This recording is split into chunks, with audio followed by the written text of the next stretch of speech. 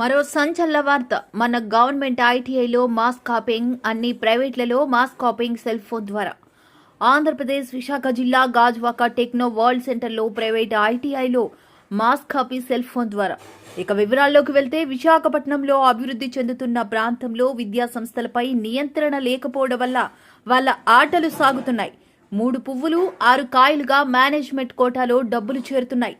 విశాఖలో అన్ని ప్రైవేట్లకు సిండికేట్గా ఏర్పడి గాజువాకలో అతిపెద్ద బ్రోకర్ ఏమొచ్చినా నేను చూసుకుంటాను, ప్రైవేట్ ఐటీఐలో డబ్బులు వసూలు చేసి దగ్గర ఏమొచ్చినా ఏ ప్రమాదం వచ్చినా అన్నీ తానే నేను చూసుకుంటానని హామీ ఇస్తున్నాడు.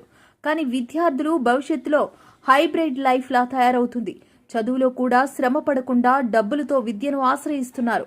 వీళ్ళని నమ్ముకుని కంపెనీలు పెడితే కంపెనీలు నాశనం అయిపోతాయి.